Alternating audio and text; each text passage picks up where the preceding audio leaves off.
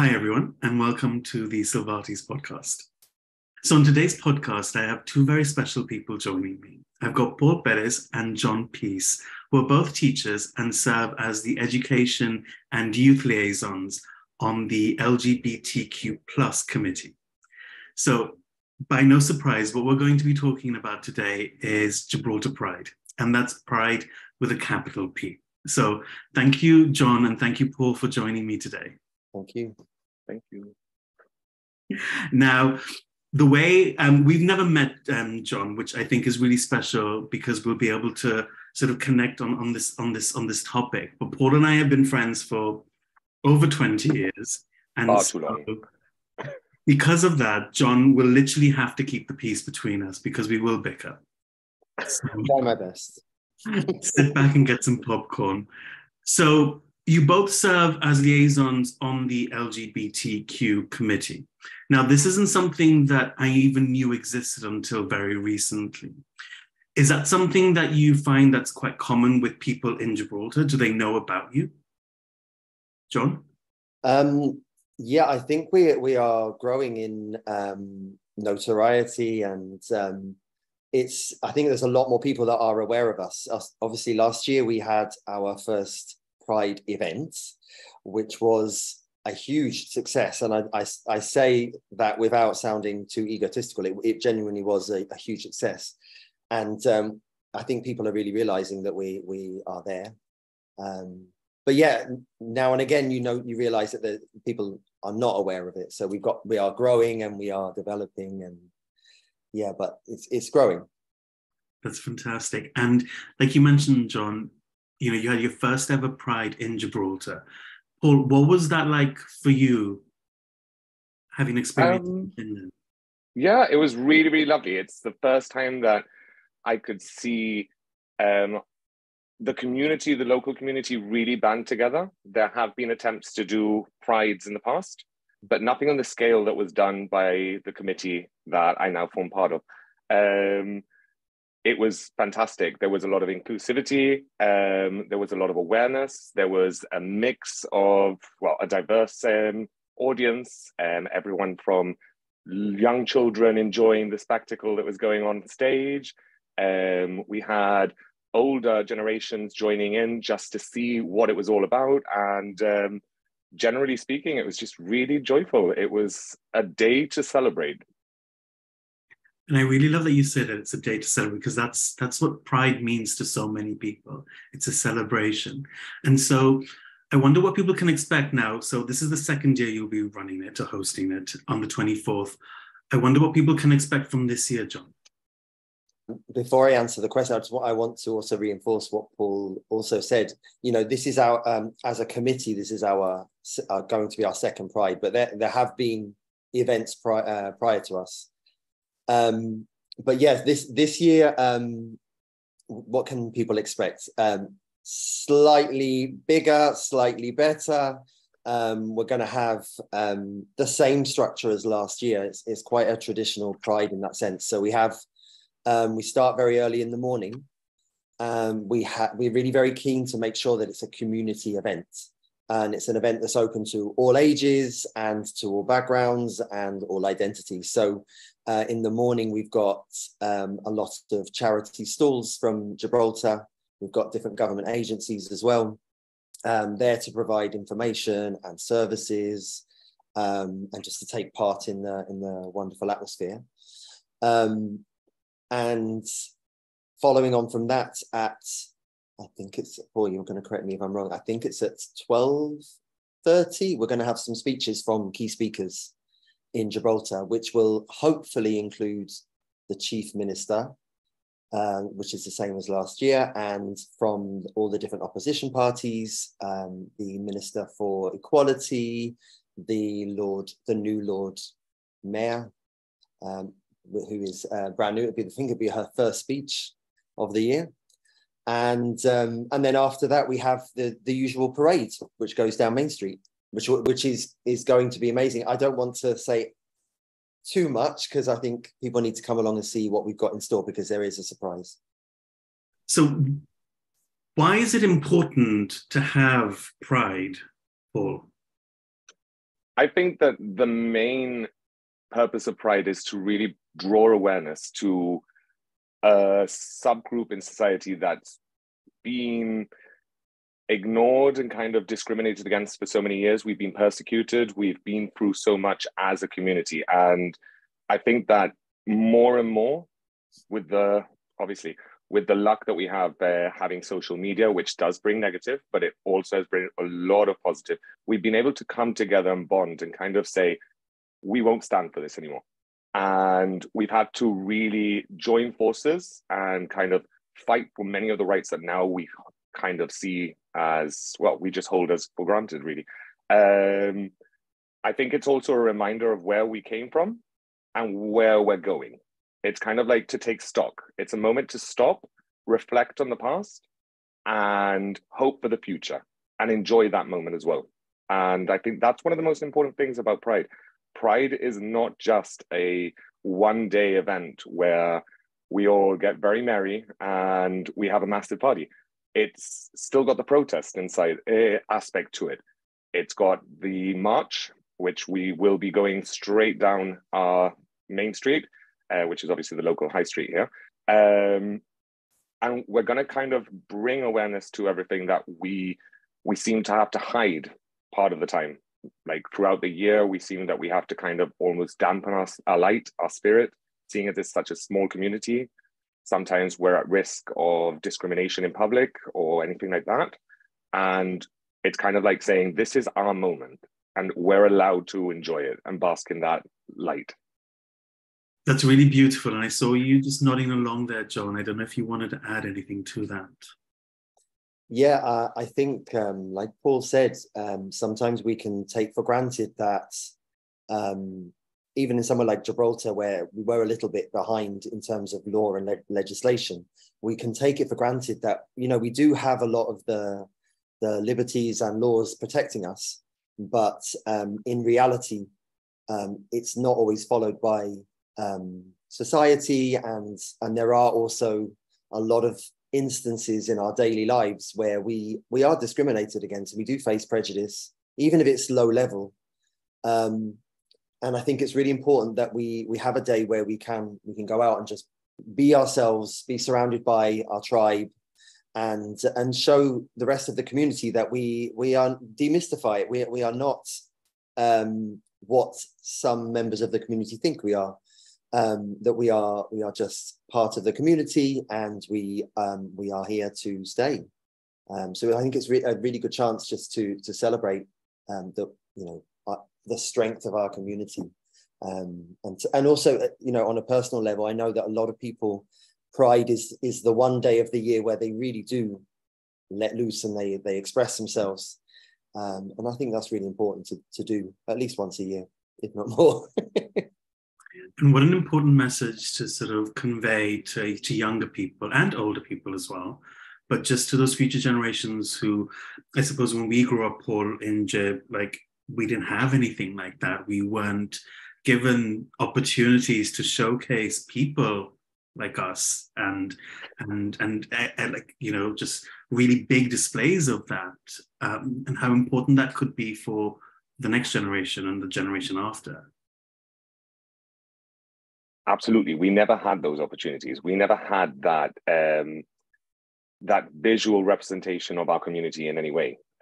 We may have had one or two members of the older generation which had to fight for our rights, to decriminalize our existence in a way. And I think that the younger generation is seeing a more normalized aspect of it, thanks to things such as social media, as I've mentioned already, or even just films, series on TV, literature. Everything's changing, and we're being accepted left, right, and center. And it's kind of a moment to kind of say, no longer will we stand to be discriminated or even humored or just generally just poked fun of. We're no longer the laughing stock. We are a respectable community which has developed. We've got a lot of the same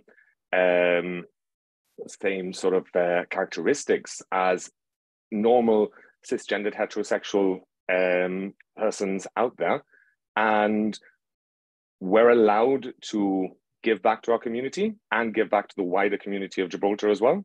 And I think that that's something that they're really enjoying. They're starting to realize that freedom exists, that those barriers have come down, and they still are coming down. Obviously, we've got a long way to go, especially locally, but it's great not to feel that generalized fear of almost retribution from those who might challenge us or decide that we should not exist in the lifestyle that we are born to live in.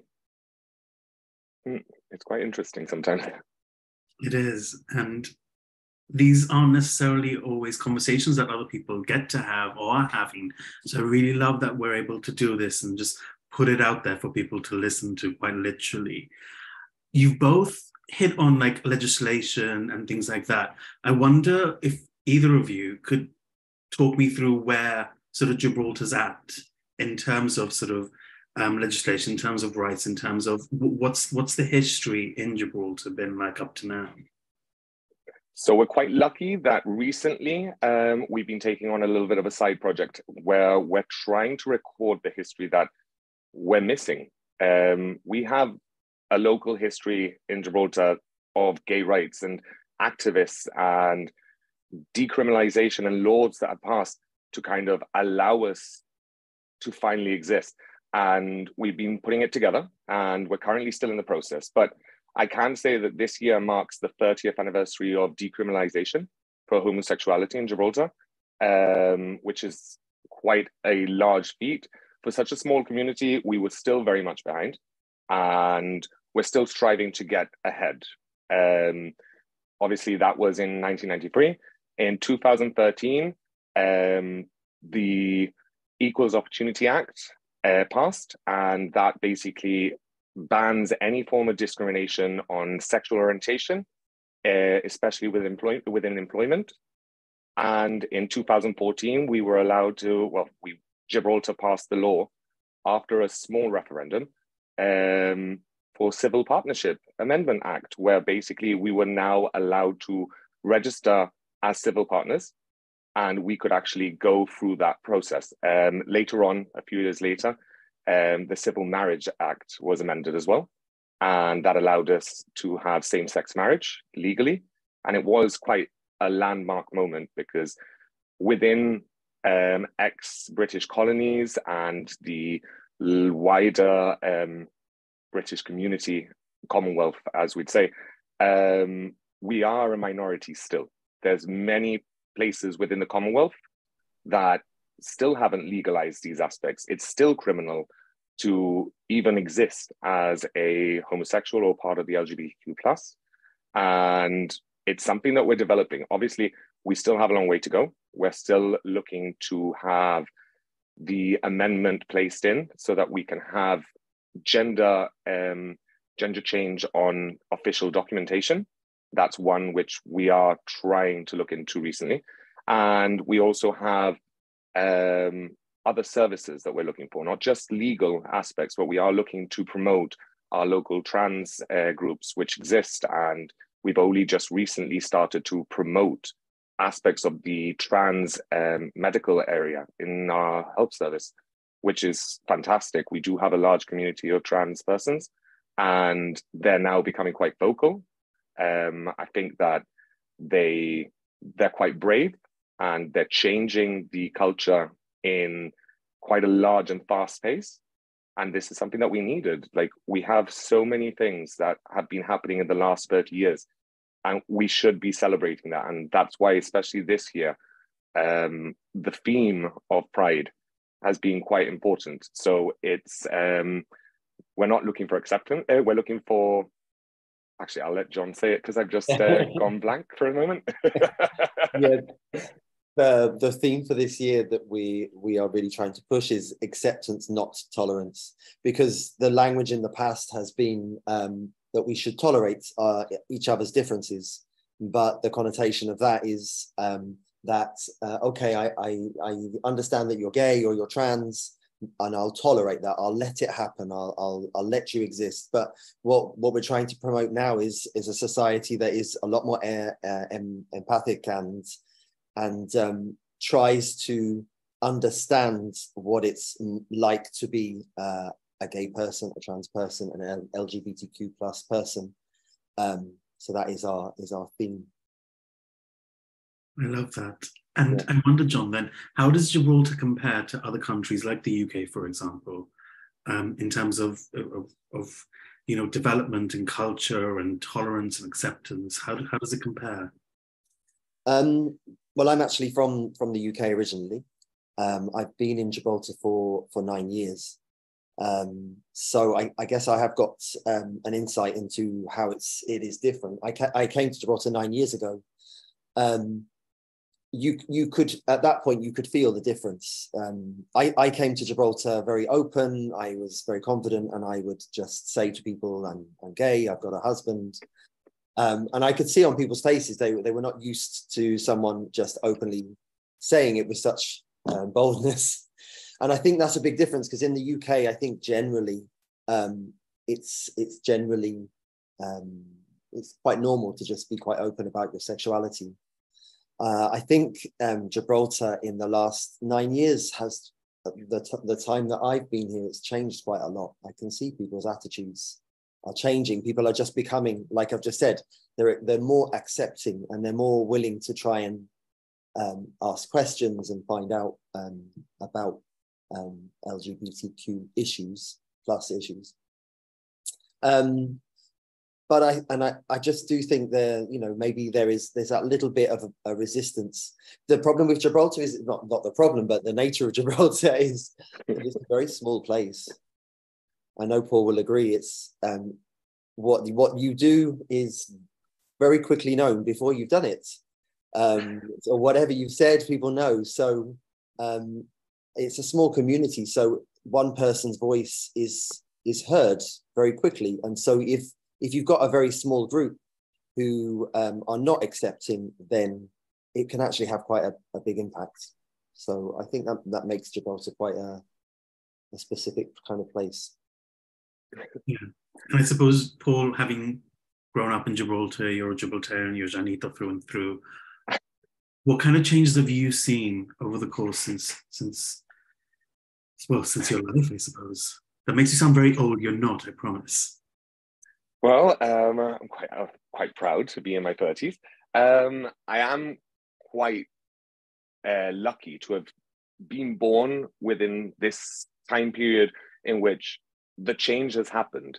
I mean, I was quite young when it was homosexuality was decriminalized, but growing up locally, myself and many people that I know locally as well from the LGBTQ plus community did unfortunately live through those violent encounters with people on the street. The brutality of their homophobic slurs and bullying within education, or just generally in public.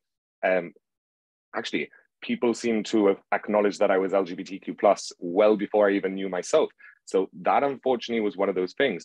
And as time's gone by, obviously having left Gibraltar and come back several times, I have noticed this fast rate of change that's come upon Gibraltar. And it's down to education and the fact that people have gone out and educated themselves. And if they haven't, it's because of educators like John himself, which I have to give it to him, because obviously I'm quite early on in my career. And John has been teaching in Gibraltar for a lot longer than I have. And not saying that you're old, by the way. But having said that, like, I can remember walking around the streets before I even became an educator and hearing about his name and being told, oh, he's really open about having this discussion with younger people, like in a very positive manner and in a very careful way, in which he wasn't promoting it. He wasn't pushing this on anyone. He was merely explaining another point of view, the other, as is many times quoted. And in many ways, LGBTQ plus people have, in Gibraltar, at least locally, have always been seen as the other. They've been ostracized and now they're being celebrated. And if you see the youth of Gibraltar, you'll notice that they're more individualistic, they're more independent, they're now celebrating each other's differences. It makes them special. It makes them something of curiosity where other people want to get to know each other because of that.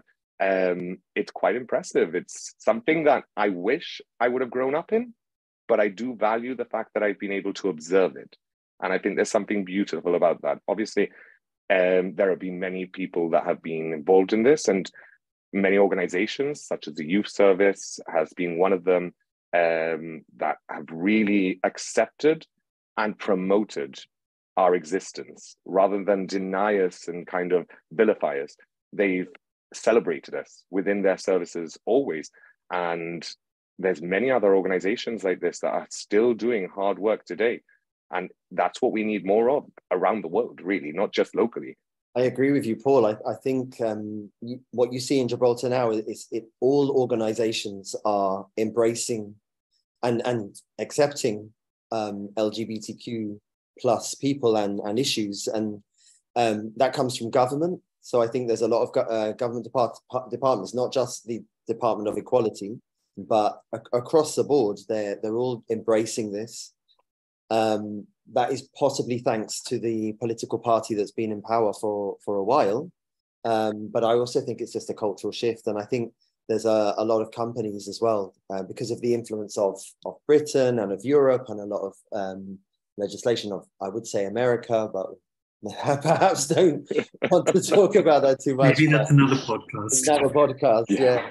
But it comes from companies wanting to embrace it as well. And our organization for Pride, we get a lot of interest from local companies. So, yeah. And that's huge. I'd like to add something, if that's okay. I'd like to add something really, really quickly, which I think John touched upon, which was these large conglomerate companies that have decided to base themselves in Gibraltar or open up offices in Gibraltar, they hire an international staff. And those internationals that have come over have also changed the culture in terms of they bring their lifestyle with them. They don't expect to kind of ask for acceptance because they're used to it. In some of their countries, they come from countries where it's very much accepted and celebrated as well. And then there are those who come from countries where it's completely vilified.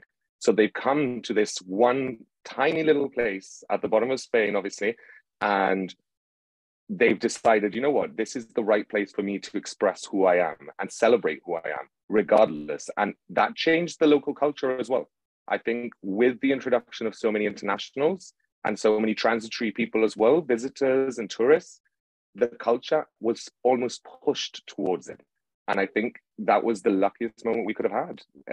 As a local, I feel in debt to the international community that came in and kind of decided, you know what, I don't care what the laws are locally. I want to live my authentic life.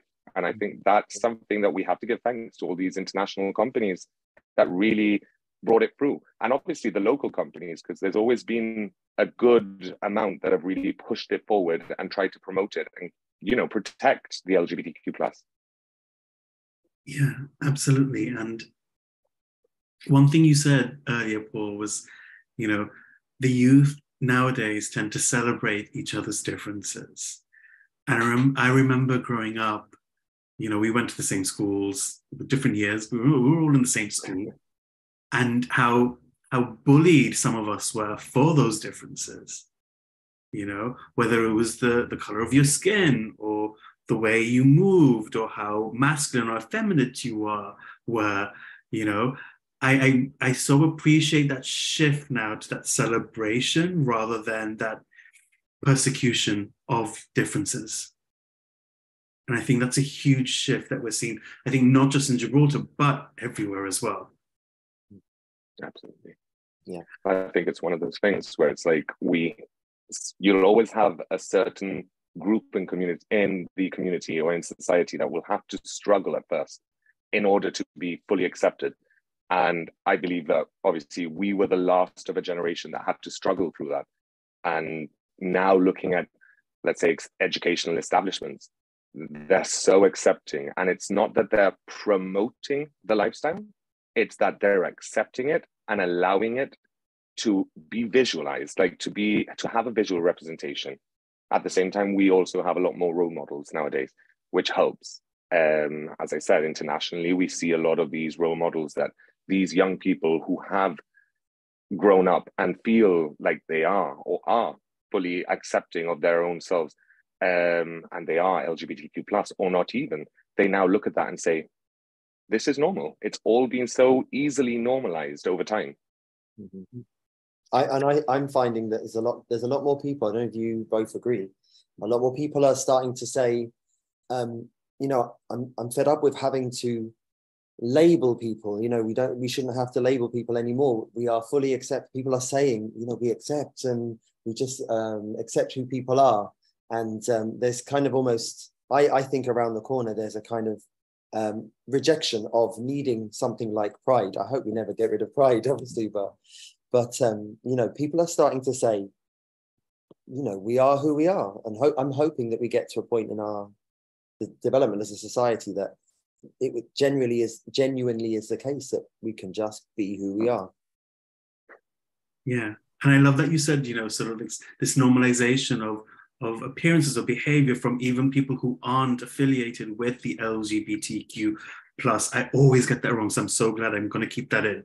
Community, whereby you have people like Harry Styles wearing dresses on the cover of magazines. You have Bad Bunny, these huge role models displaying very different, not traditional masculine behavior. And I will stand on this hill. When I was 16 and I was wearing nail polish. I got brutalized for it.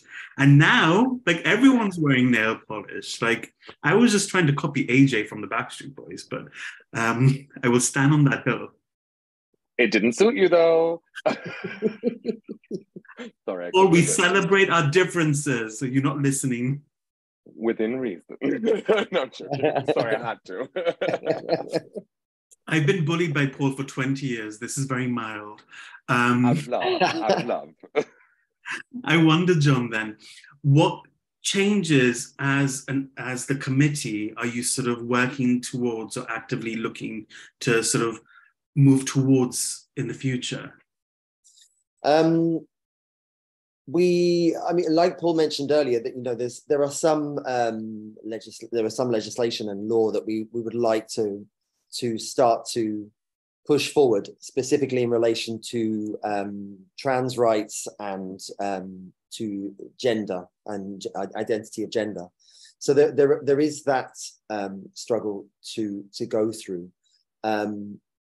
What we're trying to focus on at the moment is, and it's our kind of mantra, is education, and also just facilitating more activities and groups for the LGBTQ plus community, but also beyond. So we want to be able to welcome every member of our community to become educated or to be part of a particular group. So at the moment we are putting together a number of interest groups. So we've got a book club, which we run, which is an LGBTQ book club, which is always fun. It's always good. We don't always talk about books, but we get onto that eventually. I very much hope Red, White, and Royal Blue is on your list. Oh yes, it's been read. That has been. It has already been read with varying reviews. And soon to be a movie as well, just so you know. Oh yes, yeah. Yep. Yeah. And actually, many of the books that we do read within the book club are now being published as we've published our own reviews, and we've placed that on our own website as well, so that other people, be it locally in Gibraltar or internationally, can actually look at, see our sort of our recommendations and see if they like it. And maybe they want to educate themselves. They don't actually have to be LGBTQ plus. It could be anyone. Literature shouldn't have a specific gender or a specific sort of angle towards, oh, you're gay, this will be perfect for you. It should just be about the joy of reading and the joy of understanding others around you and their stories that always have whimsical or amazing sort of morals and ethics that come through it. No, but I think it's really important that we empower people to start these little offshoot groups. So it's about just providing opportunities for people to get together. So a book club and a trans forum, or I know, Paul, you've been working very much with the youth centre and giving them a forum for gathering together, whether it's LGBTQ plus youth or just trying to get the whole of the youth centre together and be educated. You know, there's a lot of scope for us to do more. I'm a workaholic. I'm a workhorse. What can I say? And I suppose what I'm hearing is that, you know, you're actively creating these safe spaces for people. And I think we didn't always have that growing up. Yeah. And how important that is, you know, not just for younger people, but for older people as well, to have those spaces where they can be authentic, where they can be themselves, where they can express whatever it is that they'd like to without fear of judgment or anything else. And it's interesting you mentioned the word fear then, because I think there's still a lot of fear for people to stand up and to be seen to organize these things. And maybe because I came from the UK and I was at a certain point in my life, I'm not old, but at a certain point in my life where I was just like, well, I'm gonna do it and I don't care what anyone thinks. But one thing that we really need is a space, an actual space assigned by the government for LGBTQ plus, for the committee and for the community to organize events and to hold events. You know, we do our book club meeting in a coffee shop, which is very nice. We do our trans meeting in a bar, which is very nice. But we need a space. We've got a lot of merchandise that we're starting to gather. We want to be able to do a lot more. I know Paul will agree. We want to do a lot more meetings, a lot more education. We're getting companies approaching us and saying, "Can you provide some education? Can you do a talk on?" And if we had a space for this, we could also display artwork. We could do competitions. I mean, this is what we need. If the government Absolutely, and I know that the local committee that that has been created and formed, we've got so many talented and skilled people that have such strong views and such great skill sets that they're looking to develop many different services within Gibraltar. And with that location, if we were to be given some form of location where we can host these activities, I think you'd see a very evolved Gibraltar. I think we would be seeing a lot more progress. And I think that in future, once we have that location, it's going to become a hub for not just local LGBTQ plus citizens and the community in general, but even internationally. I feel like we are able to showcase that we can do a lot more and that we want to connect with other international groups, and we want to be able to share ideas and share how we organize and how they may organize, and then just grow like globally, really, and just make this an initiative that isn't just a one-time thing because we were striving for to be visual and accepted. It's about being heard, being seen, being represented in the right way.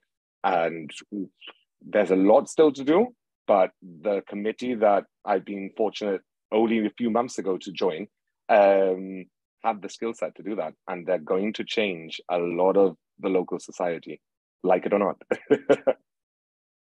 Woo-hoo, fight the power.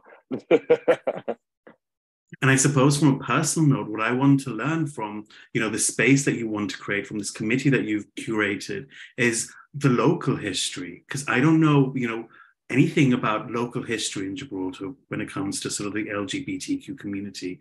We know all about Stonewall and things like that, and, you know, events in the UK, but I don't know who the historical figures in Gibraltar were, who the instrumental figures in Gibraltar were, for example. Yeah, that's really true. I think that locally we have to remember that we've had a very diverse group of people that came or formed part in some way or form from the LGBTQ plus community, and they had an effect locally. And some people may not realize the level or the magnitude of effect that they had. Like we've had fashion designers that have come through that have actually stepped onto the global stage that were from our community. We've had politicians recently that have exposed a bias and almost like an unconscious, unknown aspect when they're finally presented with a trans person who ran for part of the elections. We've had activists which owned bars that were completely, in any other case, would have been criminal to even open that bar. And yet they allowed a safe space. And these small enclaves that have been in such a small place, obviously, these small enclaves of support and almost like hidden rebellion were always going on. And it's just something that we're now discovering. And we're hoping that by the end of summer, we'll be able to start publishing aspects of our history on our blog, on the website as well, and on our social media, just to really showcase we've not just popped up out of the shadows. We've always been here. And it's time to like bring ourselves out. It's time to showcase that we've actually done more for the local community than they've realized. And as we've obviously said, it's not about, we're okay with the gays or the LGBT in general. It's we deserve your respect because we've suffered too. And all these global events that have happened throughout gay history, let's call it, it's affected Gib as well. The AIDS pandemics in the 80s, that did hit Gib. And we can go on. And there's no down on paper moments where it's like, where was that? No one mentions it. It's never been recorded, has it? There's never been a space or a forum to record people's experiences. And we're quite lucky because we've got the Gibraltar National Archives, and they've opened their doors quite nicely to us and said, anything you want to research, just come down. We've got so much history, and they've been quite helpful in letting us into some of these stories that they've got documented, but we just need to follow those up and check, like with family members or friends, even the news, where just to verify, were these people part of the community? Were they an activist or an ally? That's another thing. Obviously, within the LGBTQ+, we have to always remember we've got allies. And those are some of the best supporters we've ever had. Locally, we've got some very strong allies that have stood up against the system and said, this is unacceptable, and I refuse to accept your view on this community. I'm thinking of something you both were talking about earlier, which is language. And I suppose, John, I'm going to ask you, how do you feel about sort of reclaiming some of the language that were once derogatory, like queer? How do you feel about sort of some of that language now being reclaimed by people as a positive thing? And see it much. I don't personally hear it that much. I am a man in my 40s. I find it's quite a recent thing to refer to part of the community as queer. I totally understand why it's being reclaimed. I guess I support it. In fact, funnily enough, I was teaching, I think it was today, and we were reading a play from the early 1900s, and there's a use of the word queer, and I have to stop and explain, because to them it also means something different, and to them I think it still means something negative, but then they've heard it in the positive recently, and then in the early 1900s it meant something completely different as well. So it's just interesting how language does change. I think that's quite normal. To reclaim, just as the word gay was reclaimed as well. So I think it's a positive thing. I think we all lived through the early 2000s when gay meant a very different thing in media as well. So I'm glad some of those shifts have happened. A lot of the themes that you've both been talking about sort of center around sort of acceptance and being represented in a way. And I wonder what representation means to both of you, and I suppose to Gibraltar moving forward. John? Yeah, for me, representation, I guess, is about having a voice. So, our community having a voice in significant and influential positions. So whether that's as simply having a committee in Gibraltar, or whether it's having representation in a political party, making sure that if that that our community is represented, yeah, and perhaps having a bit of authority and a bit of a feeling that you're not just represented, but that your views are listened to and taken very seriously. And yeah, sometimes you don't feel like it is being taken seriously. Like you're just you're there. It's like the token gay. Like we talk about a topic of the month, but are they actually going to take it seriously? So for me, representation is more than just a voice. It's actually that voice being taken very seriously and an action being taken on it. Yeah. What about you, Paul? What does that representation mean for you moving Gibraltar forward? Representation for me is quite basic. It's, as John said, it's been seen, it's been heard, and it's been respected. It's as simple as that. And I feel like representation locally, we are developing and we are being seen more. We're starting to be heard a lot more than we ever have been. And the respect has come up a lot. I feel that representation also has a lot to do with, let's say, some of the higher position jobs, as John has said, where it's like, we're no longer discounted and pushed aside for those roles.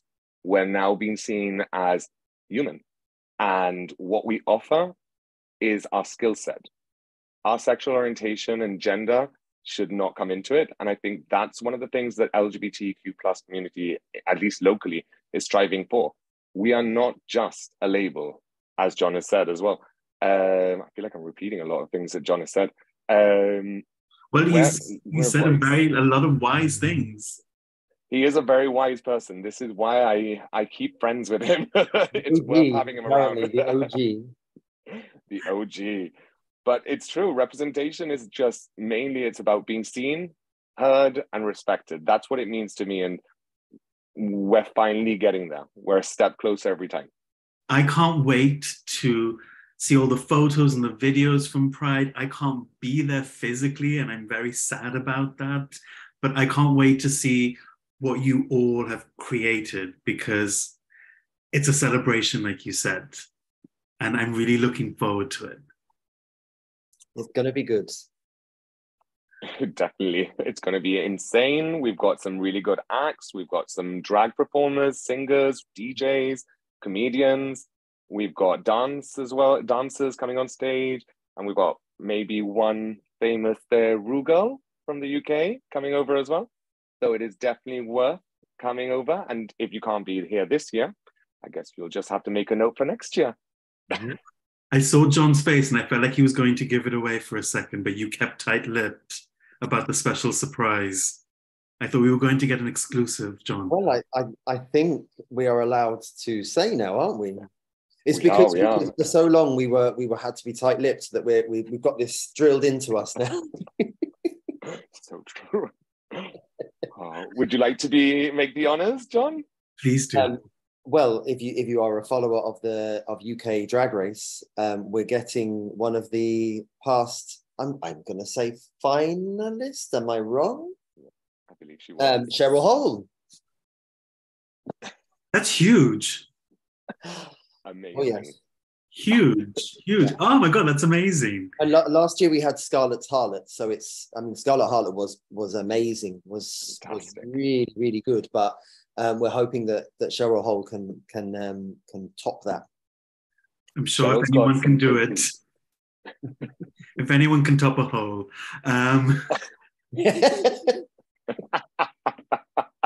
We went there.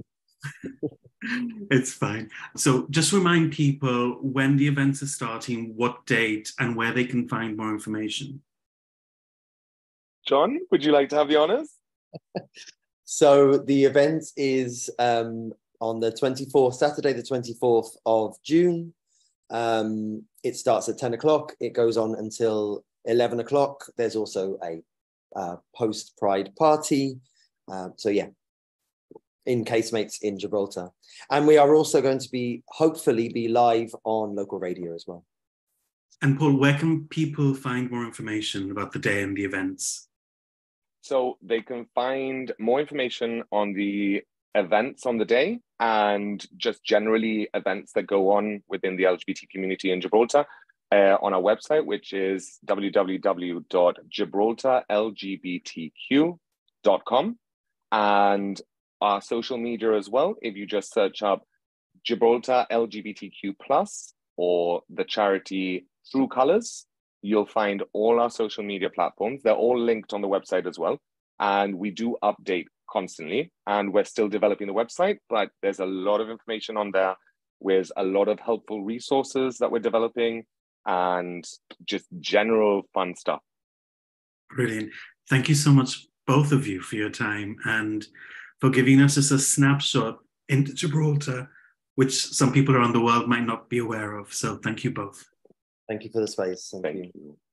Thank you so much.